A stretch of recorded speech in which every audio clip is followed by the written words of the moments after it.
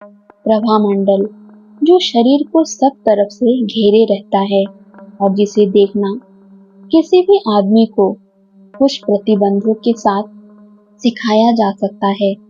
मात्र शरीर के अंदर प्रज्वलित जीवन बल के अथवा चमक के रूप में होता है।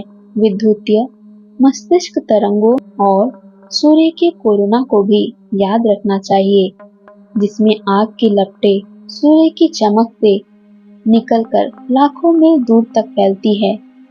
आम आदमी इस कोरोना को नहीं देख सकता, परंतु पूर्ण सूर्य ग्रहण के समय जो भी इसको देखना चाहे वह इसे देख सकता है। वास्तव में इस बात से कोई फर्क नहीं पड़ता कि लोग इस पर विश्वास करते भी हैं या नहीं।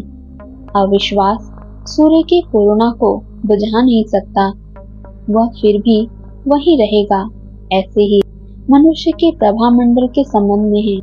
दूसरी चीजों के साथ ये प्रभामंडल ही था जिसे देखने के लिए तीसरी आंख खुलने पर मैं समर्थ होने वाला था। मेरा जन्मदिन आया और उस दिन मुझे पूरी आजादी थी। पढ़ाई से छुट्टी, मठ की सेवा से भी छुट्टी। लामा मिंग्यार डोंगड्युक ने भोर में ही कहा, ये दिन तुम्हारे लिए है, यह मौज मस्ती भरा हो। संध्या के समय हम तुमसे मिलने के लिए आ रहे हैं लोब्सांग।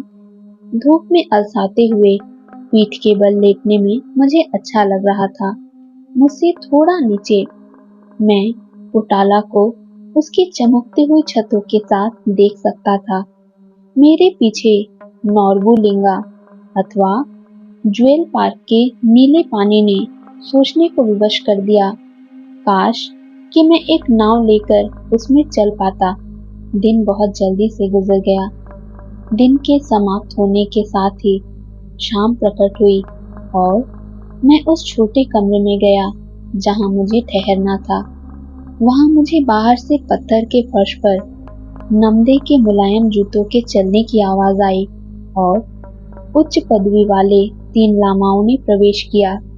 उन्होंने मेरे सिर पर हरी जड़ी बूटियों से बनी एक दवा रखी, उसे पट्टी से कसकर बांध दिया।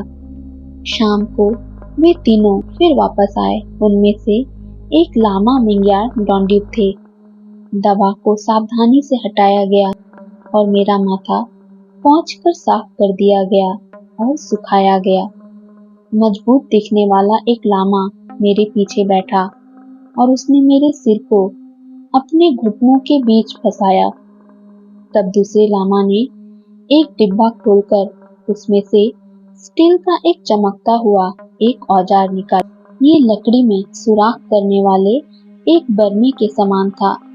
इसमें गोल धुरी के बजाय यू आकार की छड़ थी और नोक के स्थान पर किनारे पर कुछ छोटे छोटे दांते बने थे। कुछ क्षणों के लिए लामा ने औजार को देखा, फिर उसे संक्रमण रहित करने के लिए उसे जलती हुई लौ के ऊपर रखा।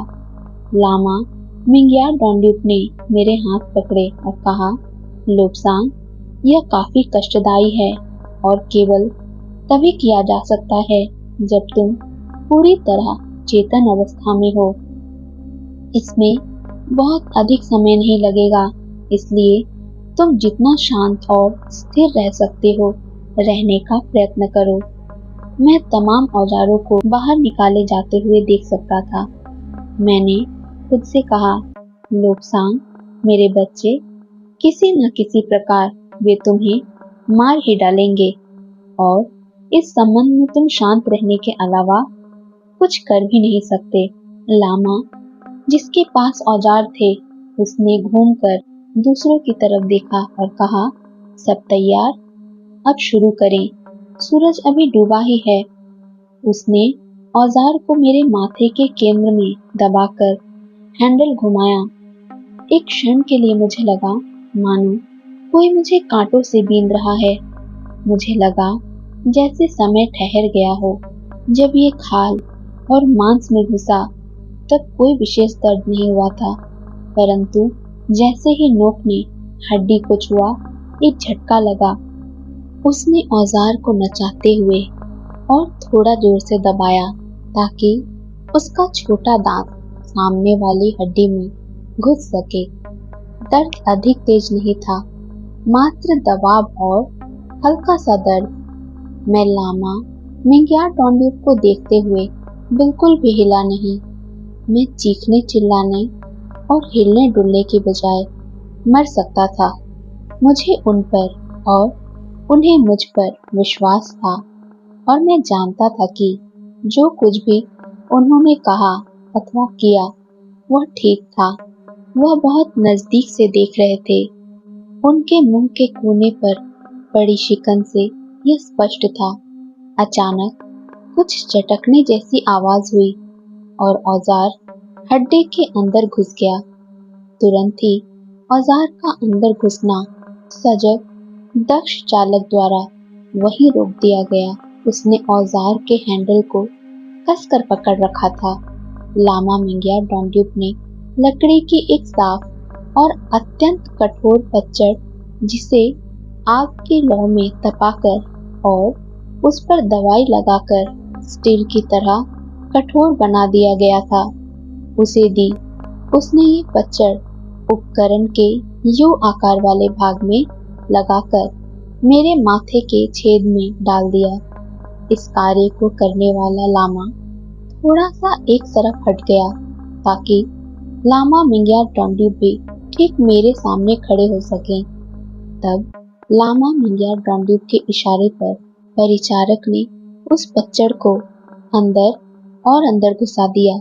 तभी मैंने सहसा नाक के पुल के पास चुभता हुआ सा चींटियों के रेंगने वाले की तरह अनुभव किया।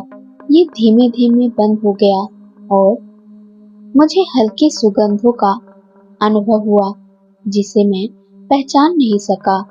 ये भी समाप्त हो गया और बाद में ऐसा अनुभव हुआ मानो किसी ने मुझको झीने से पर्दे के बाहर की ओर हल्का सा धक्का दिया हो। अचानक ही अंधा कर देने वाला तीव्र प्रकाश कौंध गया। उसी क्षण लामा मिंग्याटोंड्युप ने कहा, रुको एक क्षण के लिए। बहुत तेज श्वेत ज्वाला को फाड़ देने वाला दर्द हुआ। यह घटकर समाप्त हो गया। फिर रंगों के छल्ले दिखे, धुएं की चमकती हुई चिंगारियां जैसी दिखी। धातु के उपकरण को सावधानी पूर्वक निकाल लिया गया। लकड़ी की पतझड़ आगामी 2-3 सप्ताह तक अपने स्थान पर ही लगी रही और जब तक यह हटाई नहीं गई मुझे उसी छोटे से लगभग अंधेरे कमरे में रहना पड़ा। यह 3 लामाओं को छोड़कर और कोई मुझे नहीं मिल सकता था जो प्रतिदिन मुझे निर्देश देते थे। जब तक पतझड़ निकाल नहीं ली गई तब तक मुझे केवल न्यूनतम मात्रा में खाना और पानी मिलता था। बंधी हुई और बाहर निकलती हुई पतझड़ हिल डुल न सके, इसलिए लामा मिंग्याटोंड्युप ने मेरी तरफ मुड़ते हुए कहा, अब तुम हम में से एक हो लोब्सांग। तुम अपने शेष जीवन में लोगों को वैसे ही देखोगे जैसे वे वास्तव में हैं, वैसे नहीं जैसा वे दिखावा करते हैं। ऐसे आदमियों को देखना जो सुनहरी लिबास ओढ़े रहते हैं एक बहुत अनजान और अजीब अनुभव था।